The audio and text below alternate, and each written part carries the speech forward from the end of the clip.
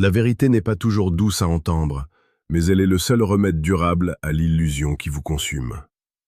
Vous pensez que l'amour vous protège de la trahison? Vous pensez que, parce que vous donnez tout, vous méritez la loyauté en retour? Réveillez-vous. Votre aveuglement est votre plus grand ennemi. Pendant que vous construisez des châteaux de certitude dans votre esprit, la réalité est en train d'effriter les fondations de votre relation. La trahison ne commence pas dans un lit étranger. Elle commence dans l'esprit, dans le cœur, et surtout dans les mots qui sont prononcés chaque jour, juste sous votre nez. Le philosophe stoïcien Sénèque nous a avertis il y a 2000 ans. Le pire des maux est d'être trompé par ceux en qui l'on a confiance. Cette phrase résonne avec une force brutale aujourd'hui. Faire confiance est un acte de courage, mais faire une confiance aveugle est un acte de folie. Aujourd'hui, nous n'allons pas parler de ce que vous voulez entendre. Nous allons parler de ce que vous devez entendre. Nous allons plonger dans la psychologie de l'infidélité au féminin, non pas pour juger, mais pour comprendre et pour vous armer. Car la connaissance est le seul bouclier contre la douleur de la trahison. Une femme qui s'éloigne ne part pas d'un coup, elle envoie des signaux. Des phrases, en apparence anodines, sont en réalité les symptômes d'une rupture interne qui a déjà eu lieu. Ces mots sont prononcés sans le sens apparent pour vous, mais avec une clarté effrayante pour celui qui sait écouter. Imaginez que votre relation est une forteresse. Vous pensez que les murs sont solides. Mais si vous n'êtes pas attentif, vous ne verrez pas les fissures s'agrandir. Ces phrases sont les fissures. Si vous les ignorez, la forteresse s'effondrera sur vous. Êtes-vous prêt à regarder la vérité en face, même si elle fait mal? Êtes-vous prêt à écouter non pas avec vos oreilles, mais avec votre instinct, avec votre intelligence, avec votre cœur brisé, pour le réparer avant qu'il ne soit trop tard? Si la réponse est oui, alors restez avec moi. Car ce que je vais vous révéler pourrait bien changer le cours de votre vie amoureuse et vous sauver d'une humiliation dévastatrice. L'infidélité féminine est souvent plus complexe et émotionnelle que l'infidélité masculine. Elle ne naît pas seulement d'une impulsion physique, mais souvent d'un vide émotionnel, d'un sentiment de négligence ou d'une quête de validation perdue.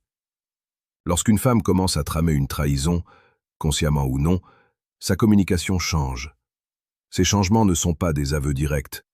Ce sont des mécanismes de défense, des tentatives de rationalisation et parfois même des cris d'alarme silencieux. Apprenons à décrypter ces codes. La première phrase que vous entendrez, et qui doit vous glacer le sang, ressemble à ceci. « Tu es devenu tellement paranoïaque et jaloux ces derniers temps, je ne te reconnais plus. » Réfléchissez un instant à la puissance psychologique de cette déclaration. C'est une inversion totale de la réalité. C'est le gaslighting dans sa forme la plus pure. Prenons un exemple concret. Vous remarquez qu'elle cache son téléphone, qu'elle rentre plus tard, que son regard est fuyant. Vous posez une question simple, légitime. « Avec qui parlais-tu tout à l'heure » ou « Pourquoi es-tu rentré si tard » Au lieu d'une réponse honnête, vous recevez cette accusation. « Tu es paranoïaque ». En psychologie, on appelle cela la projection. Elle se sent coupable de ses actions ou de ses pensées. Pour gérer cette culpabilité insupportable, elle la projette sur vous. Votre inquiétude, qui est une réaction saine à un changement de comportement, devient votre problème. Vous devenez le bourreau, et elle devient la victime de votre jalousie irrationnelle. Le danger est que vous commenciez à douter de votre propre perception. Vous allez peut-être vous excuser, essayer de vous calmer et arrêter de poser des questions. Et c'est exactement ce qu'elle veut. En vous faisant porter le chapeau de l'insécurité, elle gagne de l'espace, du temps. Et surtout, elle se donne une justification mentale. S'il est aussi jaloux, c'est qu'il ne me fait pas confiance. Donc je suis libre de chercher de la validation ailleurs. C'est une manipulation brutale de votre affection. Elle utilise votre désir de bien faire pour vous paralyser. Ne tombez pas dans ce piège. Votre instinct est souvent votre meilleur guide. Si vous sentez que quelque chose ne va pas, ne laissez personne vous convaincre que vous êtes fou. C'est la première étape vers la récupération de votre puissance et de votre clarté. La deuxième phrase est une déclaration de distance déguisée en philosophie de vie. J'ai juste besoin de me retrouver, de réfléchir à ce que je veux vraiment dans la vie, de manière indépendante. Sur le papier, cela semble noble. Tout le monde a besoin d'espace pour grandir. Mais dans le contexte d'un couple qui s'éloigne, c'est souvent le code pour dire « Je suis en train de me détacher émotionnellement de toi et je teste la vie sans toi ou avec quelqu'un d'autre. L'amour est par essence une connexion, un partenariat. L'épanouissement personnel se fait idéalement au sein ou avec l'appui du couple. Lorsqu'elle exprime le besoin de se trouver indépendamment, cela signifie souvent qu'elle ne voit plus votre union comme le cadre de son bonheur. Imaginez une situation réelle. Vous planifiez l'avenir, un voyage, un achat important. Et elle répond évasive. « Je ne sais pas où j'en serai, j'ai besoin de temps pour moi. » C'est une exclusion de votre personne de son futur mental. La psychologie derrière cela est la préparation à la rupture. Elle est en train de créer une barrière émotionnelle pour ne pas souffrir ou pour ne pas trop souffrir lorsqu'elle franchira le pas définitif. C'est une manière de désengager son cœur tout en gardant les bénéfices de la relation actuelle. Pire encore, cet espace qu'elle demande est souvent l'espace qu'elle utilise pour explorer une autre connexion. C'est une période tampon où elle peut comparer, évaluer et s'assurer qu'elle a un filet de sécurité avant de vous quitter. C'est un manque de respect profond pour votre engagement et pour le temps que vous investissez. N'acceptez pas cette explication vague. Demandez des précisions. Que veux-tu réfléchir? Qu'est-ce qui te manque dans notre relation? Si les réponses restent évasives et centrées sur son ego, sans aucune mention de « nous », alors vous savez. L'amour est un « nous ». La trahison est un « je » déguisé. La troisième chose qu'elle dira, souvent avec une amertume à peine voilée, est « Pourquoi tu ne peux pas être plus comme nom d'un ami, d'un collègue ou même d'une connaissance ?» Lui au moins, il comprend, fait ça. C'est un coup de poignard direct dans votre ego, et c'est fait exprès. Dans une relation saine, on apprécie son partenaire pour ce qu'il est. On peut l'encourager à s'améliorer, mais on ne le compare pas défavorablement à un autre homme. Cette comparaison est une fenêtre ouverte sur ses pensées. L'autre homme dont elle parle n'est pas juste un exemple aléatoire. C'est souvent la personne vers qui ses pensées, et peut-être ses actions, se tournent. En le glorifiant et en vous rabaissant, elle est en train de faire un choix dans son esprit. Elle commence à idéaliser les qualités de l'autre et à amplifier vos défauts. Soudain, tout ce que vous faites est agaçant. La façon dont vous mangez, dont vous parlez, vos ambitions, tout est critiqué. C'est une méthode psychologique pour dévaluer la relation actuelle et se justifier émotionnellement d'aller chercher mieux ailleurs. Considérons un exemple de séduction. Elle rencontre un homme qui l'écoute avec attention pendant 1 heure. Elle rentre et vous trouve fatigué de votre journée de travail, moins disponible. Sa conclusion immédiate sera « L'autre m'écoute, toi tu ne m'écoutes plus ». Elle ignore les années de soutien que vous lui avez apportées pour se concentrer sur une validation instantanée et superficielle. C'est une trahison de l'histoire que vous avez construite ensemble. Elle remplace la profondeur de votre engagement par l'éclat de la nouveauté. Si vous entendez ces comparaisons répétées, ne les prenez pas à la légère. C'est le signe qu'un autre homme a déjà pris une place dans son cœur et dans son esprit. La 4e phrase est l'outil principal de la dissimulation logistique. Désolé, j'ai eu un imprévu de dernière minute, une réunion qui s'est éternisée, une amie qui avait désespérément besoin de moi, ne m'attend pas. Bien sûr, les imprévus arrivent, mais quand l'imprévu devient la norme, ce n'est plus un hasard, c'est une stratégie. C'est la création d'un temps fantôme dont vous êtes exclu. Une personne qui tient à vous fera tout pour respecter ses engagements et vous tenir informé par respect. Une femme qui s'éloigne ou qui trame une infidélité utilisera ses excuses vagues comme un bouclier. Si vous posez des questions, vous passez pour un contrôleur, un homme qui ne lui fait pas confiance. C'est la suite logique du premier point. Analysez la psychologie de cette excuse. Elle compte sur votre empathie et votre compréhension. Une amie en détresse? Comment pourriez-vous être assez cruel pour contester cela? Une réunion importante, vous ne voulez pas nuire à sa carrière. Elle utilise vos propres valeurs morales contre vous pour couvrir ses traces. Imaginez une scène réelle. Vous aviez prévu un dîner romantique. À la dernière minute, le SMS fatidique tombe. Vous vous retrouvez seul, avec vos doutes, pendant qu'elle est peut-être en train de créer des souvenirs avec un autre. La répétition de ces situations brise la confiance petit à petit. Ne soyez pas naïf. L'imprévisibilité constante est le langage de la dissimulation.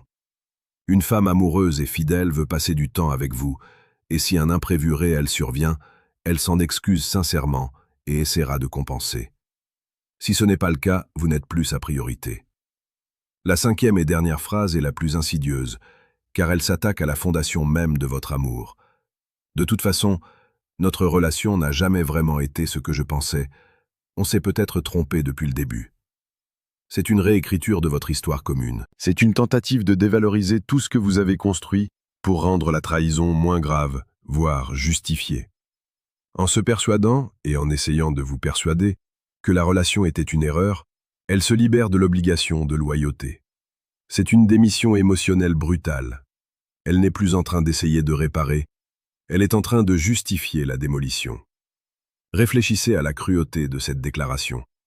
Tout ce que vous avez partagé, les rires, les pleurs, les projets, les moments d'intimité profonde, tout cela est balayé d'un revers de main. C'est une négation de votre passé et une fermeture de votre avenir. Psychologiquement, c'est le stade final de la préparation à la rupture. Elle s'est tellement détachée qu'elle ne peut plus voir le positif. Et si vous entendez cela, c'est souvent parce qu'elle a déjà trouvé, ou pense avoir trouvé, une meilleure alternative. Elle se donne l'autorisation morale de partir parce que, selon elle, il n'y a jamais vraiment eu de lien solide. C'est le moment de vérité. C'est le moment où vous devez réaliser que vous vous battez pour un fantôme. Si elle ne valorise plus votre histoire, vous ne pouvez pas la forcer à le faire. C'est une trahison de la mémoire, une trahison de l'engagement, et c'est dévastateur. Prenez une profonde respiration. Ce que je viens de vous dire est difficile à entendre, mais c'est essentiel. Car vous méritez la vérité. Vous méritez un amour qui est clair, transparent et loyal. C'est ici que je veux que vous fassiez une pause, que vous regardiez en vous-même. Ces mots, ces phrases, les avez-vous entendus? Les entendez-vous en ce moment? Si c'est le cas, ne restez pas seul avec cette douleur. Partagez votre expérience dans les commentaires. Écrivez « Je l'ai entendu » ou partagez votre histoire de manière anonyme. Il y a une force incroyable dans la communauté, dans le fait de savoir que d'autres traversent la même épreuve. Votre commentaire pourrait être le phare dont un autre homme a besoin pour sortir du brouillard. Et si vous trouvez de la valeur dans cette vérité brutale, si vous sentez que cette compréhension psychologique vous arme pour l'avenir, alors c'est le moment de vous abonner à notre chaîne Psychologie et Amour.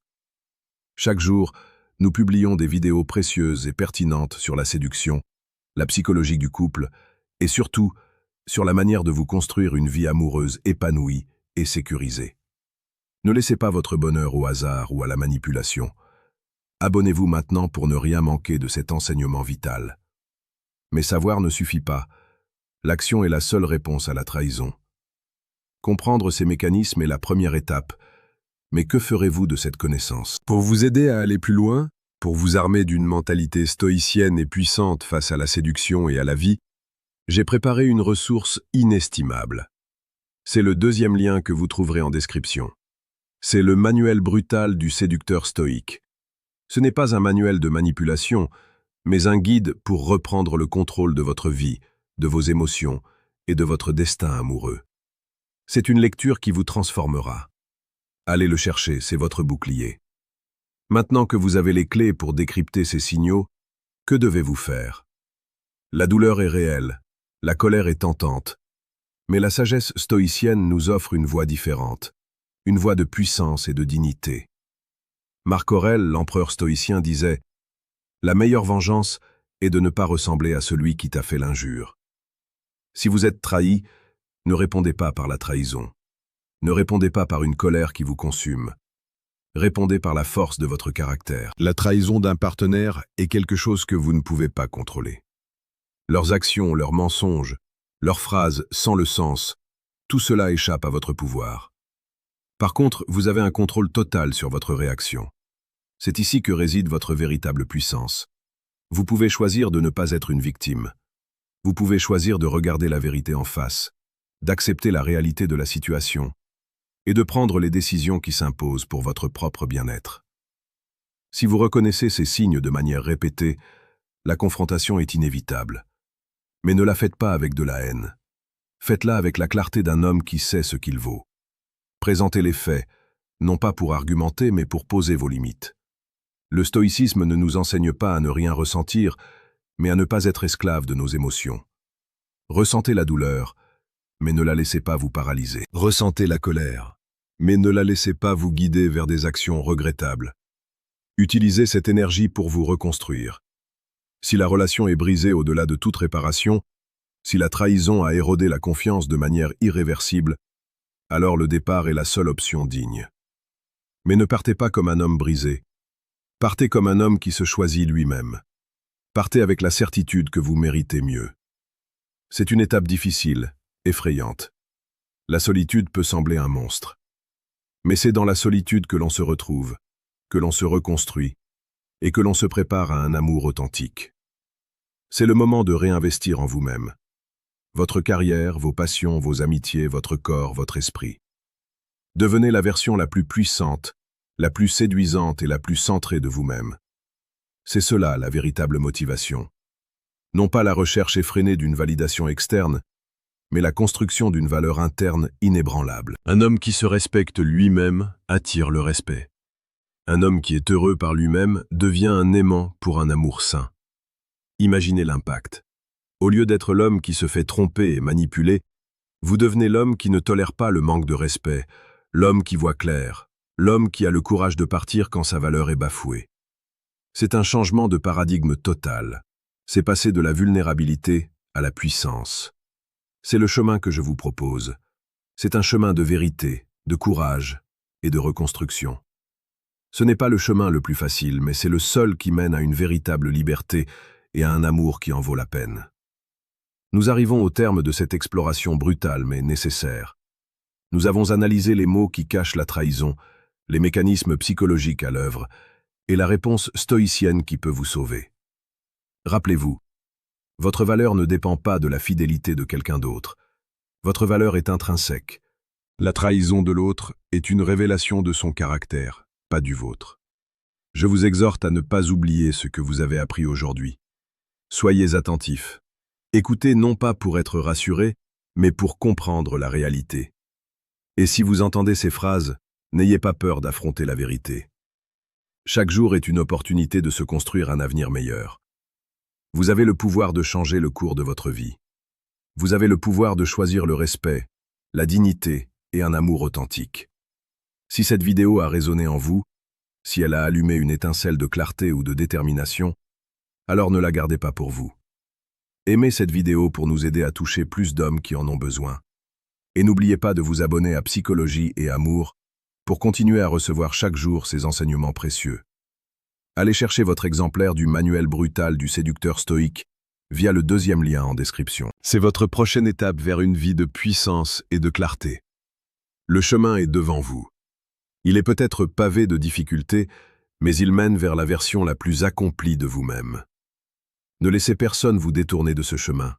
Soyez fort, soyez lucide, et surtout, respectez-vous. Merci de m'avoir écouté jusqu'au bout. Votre temps et votre attention sont précieux, et j'espère que vous repartirez avec la force nécessaire pour affronter votre réalité, quelle qu'elle soit. La vérité vous libérera, toujours.